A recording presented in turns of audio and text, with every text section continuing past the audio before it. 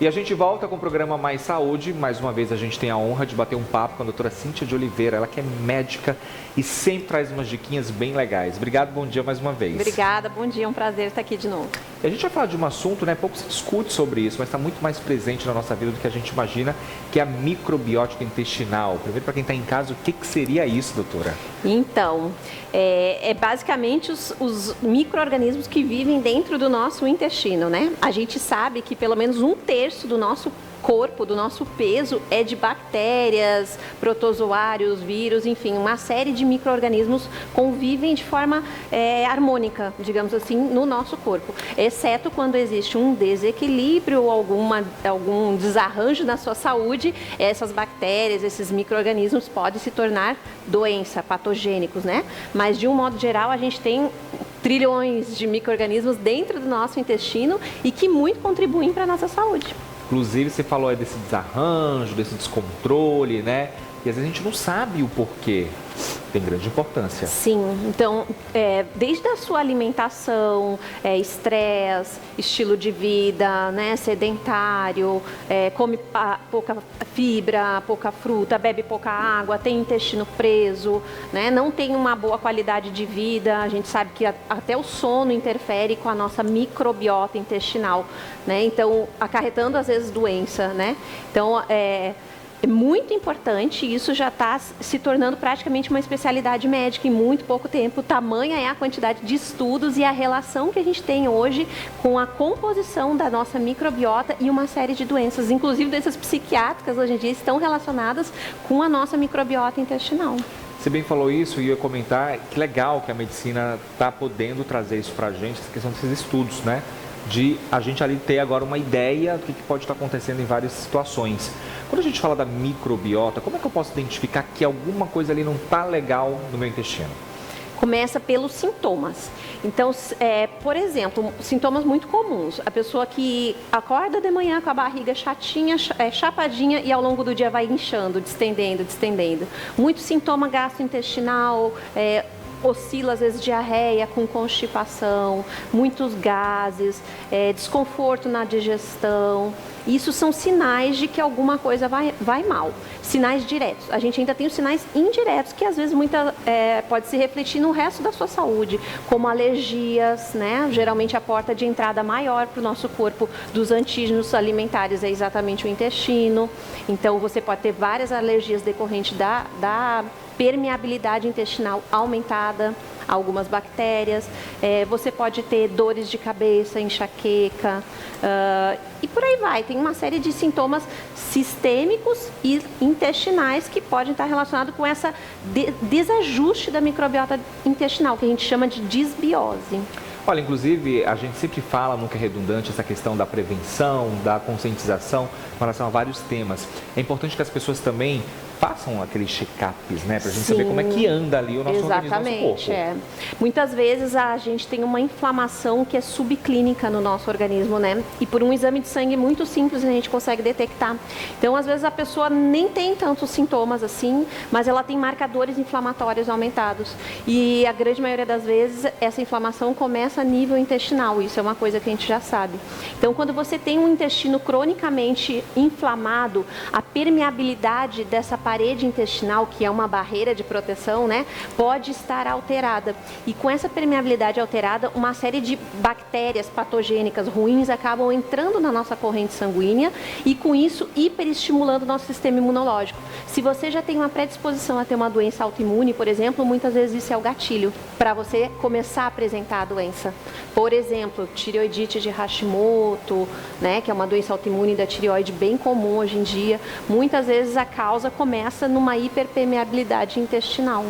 Esses problemas no intestino, questão de constipação, tem alguma coisa relacionada à hereditariedade de pai para filho? Tem alguma relação? Sim, pode ter. Tem distúrbios funcionais que a gente fala, né? Que tem a ver com a motilidade, com a inervação intestinal. Tem distúrbios que são doença mesmo, que daí não são funcionais, né? Por exemplo, as doenças autoimunes, como doença de Crohn, as doenças intestinais inflamatórias, retocolite ulcerativa e uma série de outras. E existe a síndrome do intestino irritável, que é uma doença funcional, da função. A pessoa não tem exatamente uma patologia orgânica, né? Inclusive é um diagnóstico de exclusão que a gente fala. E existe, paralela à síndrome do intestino irritável, essa alteração da microbiota intestinal, chamada disbiose. As coisas estão muito próximas, muito associadas. Hoje, existe uma série de doenças intestinais e extraintestinais que têm uma assinatura microbiológica característica. Então, por exemplo, às vezes até pessoa com alguma doença psiquiátrica, ela tem um perfil típico de bactérias intestinais ruins. Então, a gente hoje em dia já consegue até fazer um mapeamento do intestino e saber exatamente qual é o tipo de bactéria que está aumentada, que deveria estar mais baixa. E com isso a gente consegue manipular, né, com a dieta e com a produção de probióticos, que é bactérias vivas que a gente inocula no intestino, para exatamente tentar reajustar essa doença, essa microbiota intestinal. E aí a gente entra num assuntinho que linkado a tudo isso tem aqueles lactobacilos, que é algo que é saudável. Sim, não sim, é? Existe, os probióticos são realmente as bactérias vivas que a gente inocula no intestino. A gente pode mandar fazer isso, né, em farmácia magistral, existe probióticos prontos. Legal. E existe como a gente usar alimentos fermentados, né, por exemplo, kefir, muito comum, né, iogurte, kombucha, que é bem famoso hoje em dia, né, a gente vê as blogueiras aí falando muito de kombucha, né, e os leites fermentados, que você falou, como é o nome? Os lactobacilos. Os lactobacilos, exatamente.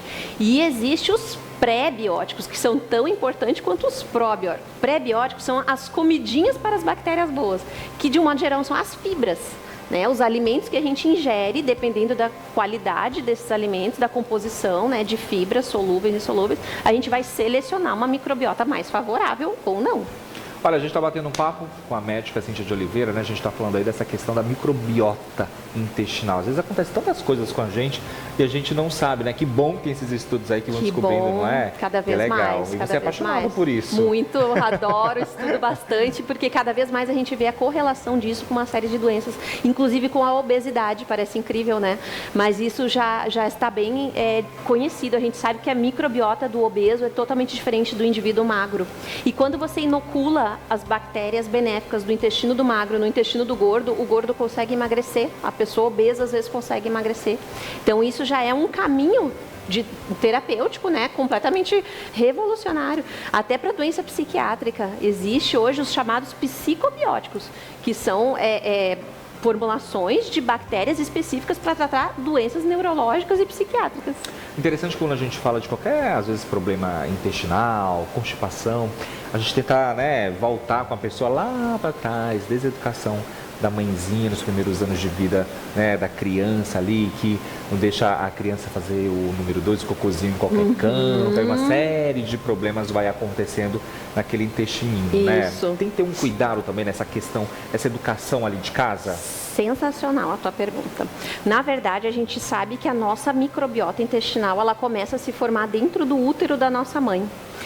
O parto, o tipo de parto que você tem interfere demais na sua microbiota e isso é consequência para o resto da vida. Se você nasceu de parto normal, é muito melhor do que você ter nascido de cesárea, porque você pega as bactérias do canal vaginal da sua mãe, que são benéficas.